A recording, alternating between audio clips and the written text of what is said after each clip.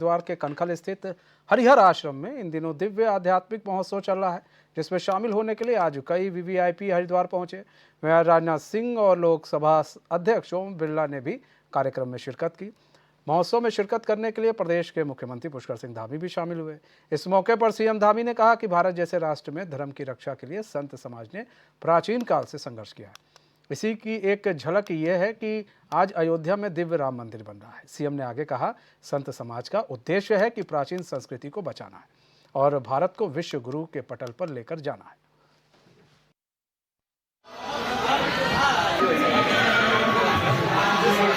दुनिया के अंदर, भारत के अंदर तो अलग जगह ही है, दुनिया के अंदर अलग जगाने का काम किया गया है।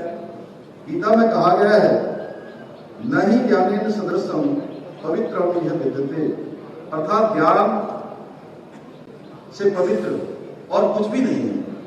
मैं आशा करता हूं कि आपका ज्ञान, आपकी प्रेरणा हम सबका हमेशा मार्गदर्शन करती रहेगी और हमें राष्ट्र निर्माण के पथ पर अग्रसर करने में आपका पाथेय हमेशा हम सबको प्राप्त होता रहेगा।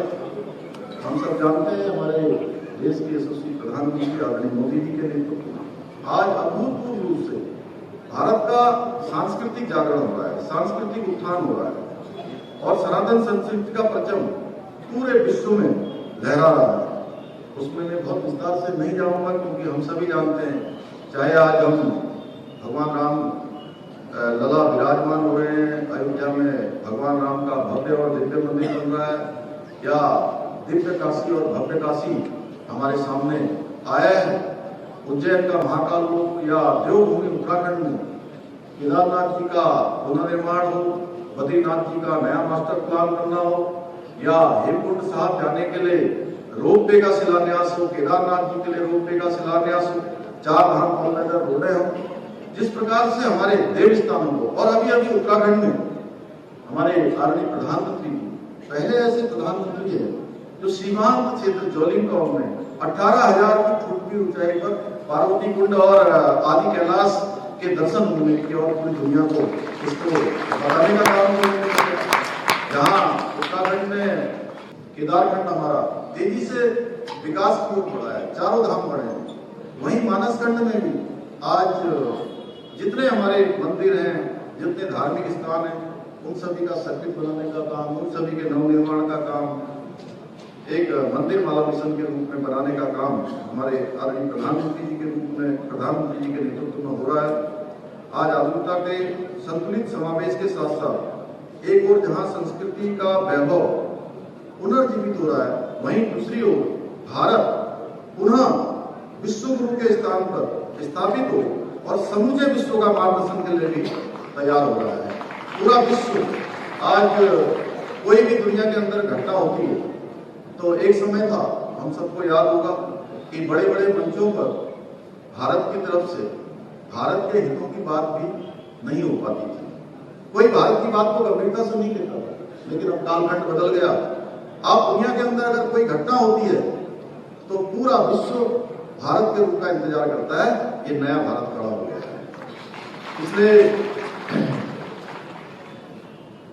सालों में जब से मुझे मुख्य सेवक के रूप में ये जिम्मेदारी मिली है, दायित्व मिला है, तो हमारी सरकार ने कुछ महत्वपूर्ण और कठोर निर्णय लिए हैं जो इन 23 वर्षों में राज्य स्थापना के बाद पहली बार लिए गए। जहां उत्तराखंड में हमने देश का सबसे कठोर नकल विरोधी कानून यहाँ पर बनाया। हमारे भाई बहनों को, छात्र छात्राओं को पहले के समय में नकल का शिकार होना पड़ता था, पेन ड्राइव से नकल हो जाती थी, बड़े बड़े माफिया गिरोह सक्रिय थे।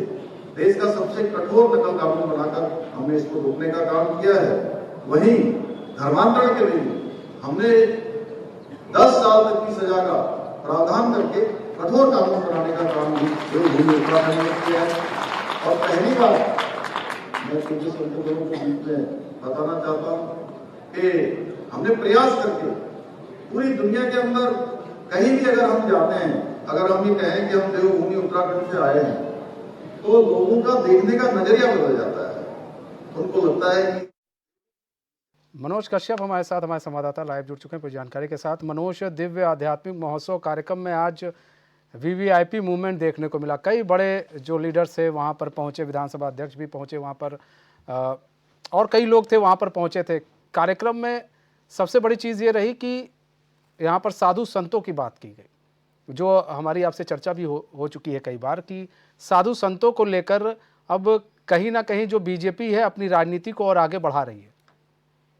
बिल्कुल, देखिए मनीष, यहाँ पे जूना पीठाधीश्वर के जो महामंडलेश्वर आचार्य अवधेशानंद महाराज जी, उनके पद स्थापना के जो 25 वर्ष है वो यहाँ पे पूर्ण हो गए थे, जिसको लेके यहाँ पे दिव्या महोत्सव एक रखा गया था, जिससे तमाम जो वीआईपी दिग्गज नेता है वो यहाँ पे पहुंचे। तो कहीं ना कहीं यहाँ पे जिस तरीके से कई दिनों से ये कार्यक्रम चल रहा था, उसमें आज देश के जो रक्षा मंत्री राजनाथ सिंह वो भी यहाँ पे पहुंचे। तो लगातार जो उत्तराखंड के मुख्यमंत्री पुष्कर सिंह धामी है वो भी कई दिनों से हरिद्वार में लगातार पहुंचे, और कहीं ना कहीं जो कार्यक्रम हरिद्वार में चले उन्हें प्रतिभाग कर रहे हैं। लेकिन हमने देखा कि कहीं ना कहीं जिस तरीके से साधु संतों ने अब से पहले मनोज, एक मिनट आपको रोकना चाहेंगे, हम माफी चाहेंगे। विधानसभा अध्यक्ष ने लोकसभा अध्यक्ष पहुंचे हुए थे, ओम बिरला जी, अब अपनी बात को पूरी करें।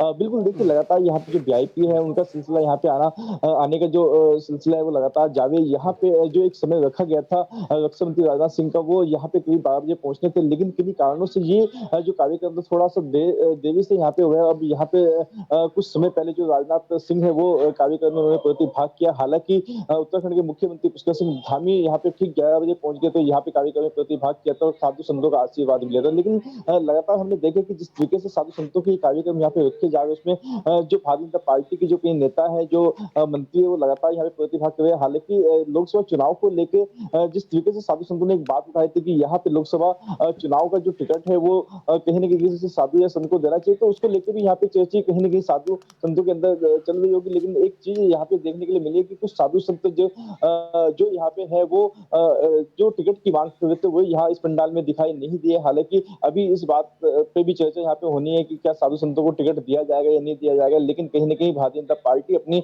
जो राजनीति है उसको मजबूत करने का काम भी साधु संतों के पीछे पहुंच के कर रही है। जी मनीष। ठीक है मनोज, बहुत बहुत धन्यवाद हमारे साथ जुड़ने के लिए, तमाम जानकारी साझा करने के लिए।